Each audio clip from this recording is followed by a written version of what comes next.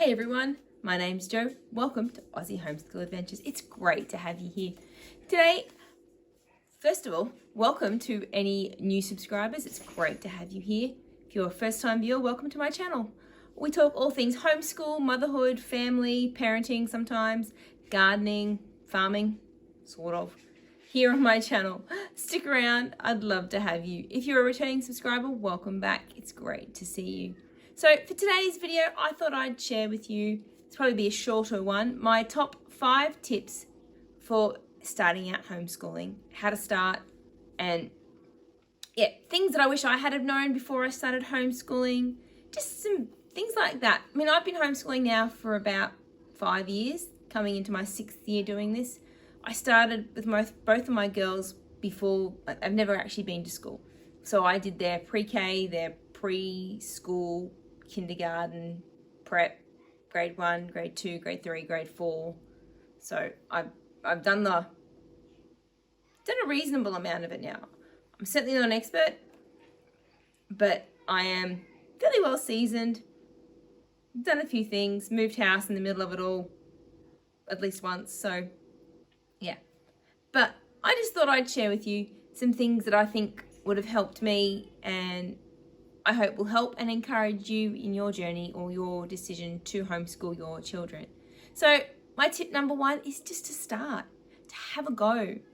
You're not having to lock this decision in forever. Doesn't even have to be for a whole term even. There's paperwork involved. Yes, it might be a little bit painful, but if you think it's something that you want to try, you or your kids, then have a go. It really isn't going to be detrimental to you or to your children if you do it and it doesn't work out.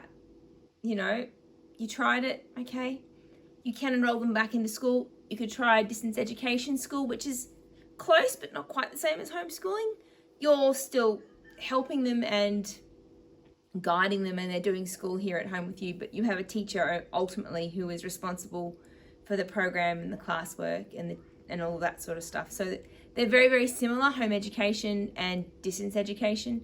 As a home educator, I am responsible for creating my child's program, their education, like their curriculum, the things we do, the things we learn about, and I am responsible to report to the Queensland government every 10 months on what we've learned and how we've learned it, and submit a plan for the following 12 months of home education and what we plan to learn and do in that time.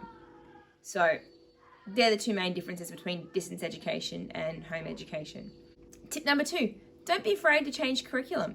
If you start off with one type of curriculum and everyone's recommended it and you're like, great, cool, I'm going to buy this one, and you try it, and a month in you're bashing your head against the wall going, why? This isn't working. It's too hard. Take a break. Stop, take a breath, and try something else. There are hundreds of different options out there in curriculums. So many options. If you look on YouTube, you'll find other videos of mine, of curriculum choices of things that I've used. Search curriculum choices videos and you'll find heaps of content creators that have shared their choices and things that they've done and used. Curriculum reviews, there's plenty of them. Tip number 3, be flexible. Guys, you don't have to do school 9 to 3 like they do in classrooms. You don't have to do it from 8 till 4. You don't even have to do it at a desk. You don't have to do it at your dining table. School can be anywhere.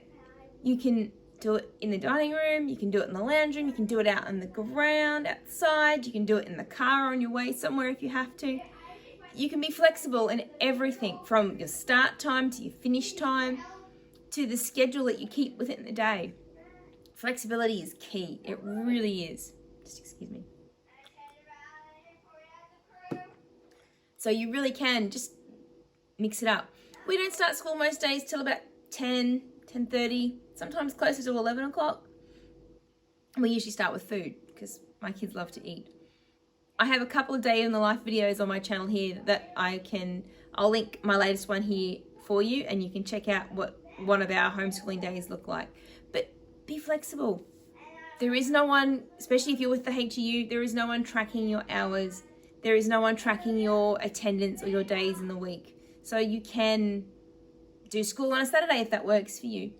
Can school at 10 p.m. at night if your kids are night owls. Tip number 4. You don't have to do every extracurricular activity that you've heard or seen in Facebook groups. Facebook groups are fantastic, and you can jump on there and you'll find there's lessons for skateboarding, there's lessons for park plays, and there's curriculars here, and there's gym plays, and there's this and there's this and there's this, and you're like, oh my goodness, there's so many great things we can go and do. We can go and do this Mondays, we'll do this Tuesdays, we'll do this Wednesday, we'll do that Thursday, we'll do this Friday, we'll do that. You'll get to the end of the week and you've been out every day and you've been socialised, but you may not have done any actual schoolwork, and then you'll be like, oh. So my advice, and this is only mine, feel free to do with it as you see fit, that's my disclaimer, is to pick maybe 1 or 2 activities that you think your kids will really love and really enjoy, and at times of the day or of the week that suit you and your work commitments or your schedule or your life. And do those and build connections and create community that way for you. Because community is important. It's great to get in with other people, other like-minded parents, other children that are homeschooled, and build friendships and relationships and connections that way. So yeah, that's my tip, would be just to not try and do them all. And you can always change from term to term as to which extracurricular you're doing. My last tip is to have fun with it, guys. Just to relax. Don't sweat the small stuff. If you don't get spelling done that day, it's okay. If the handwriting's not done, it's okay. If you haven't finished your curriculum for the year that you planned, it's okay. Oftentimes my stuff rolls on to the next year. I've had stuff roll on for a couple of years because life happens. I make note of it. I include it in my program and my plan for the following year with the HEU. I've never had an issue with it. I've explained why and said that we're going to roll it on, and it's never been an issue. It's okay. You don't need to sweat the small things. You don't need to stress about every worksheet being done or every activity being finished. You only need 2 samples for English, 2 samples for maths, and then 2 samples for one other subject of your choice every year. So you don't need to have lots and lots and lots of paper-based stuff to show the home education unit. They are taking videos, I believe, now as well. I haven't submitted one myself, but I know that you can now submit videos.